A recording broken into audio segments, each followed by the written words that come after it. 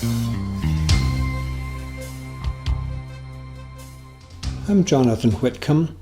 Why do people report pterodactyls in Ohio and Kentucky? You heard right, living pterodactyls. It's not related to a replica of Noah's Ark in Williamstown, Grant County, Kentucky. The sightings of pterosaurs began long before the building of this Ark of Noah replica. Why are featherless flying creatures reported in these two states of the USA? For now, I'll give a short answer. There's nothing wrong with people in Kentucky and Ohio.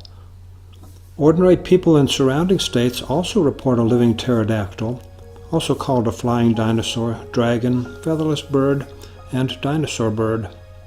Shocking as it may sound, the flying creatures are real, whatever you want to call them, and eyewitnesses in Ohio and Kentucky see what people in other states have seen, whatever you want to believe about pterosaur extinction or non-extinction. Many Americans have reported to me and to my associates that they've seen a strange flying creature in the United States. To be precise, we have sighting reports from 40 states. For 15 years, I've received reports of apparent pterosaurs in the United States, and I'm not talking about rumors or anecdotes, but direct reports from the eyewitnesses themselves. Why have Americans been contacting me about their encounters with strange flying creatures that appear to have no feathers? Since the year 2003, I've published many web pages and blog posts about apparent non-extinct pterosaurs. I've also written several non-fiction books on these nocturnal animals, these apparent pterosaurs that are seen worldwide. I also wrote a scientific paper in a peer-reviewed journal of science. When an eyewitness does an online search, he or she can find one of my publications and come to know that I take these reports seriously. That person may then send me an email telling me about a sighting. Now we look at what flew by a lady and her daughter in Columbus, Ohio, early in 2014 at about 7 a.m. She sent me an email in July of 2014. The huge size of the flying creature and the lady's description of the teeth in its mouth make it highly unlikely to have been a misidentified bird. I believe that this creature was at least closely related to these two seen at Guantanamo Bay, Cuba in 1971. The difference is this: the lady in Columbus, Ohio, told me the tail was much shorter with a triangle shape on the end.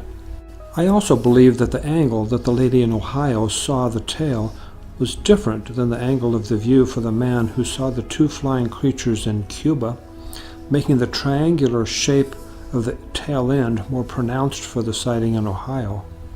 Now please consider this sketch drawn by an eyewitness who saw what she called a pterodactyl at Guantanamo Bay in 1965, 6 years before the other sighting in that same area of Cuba.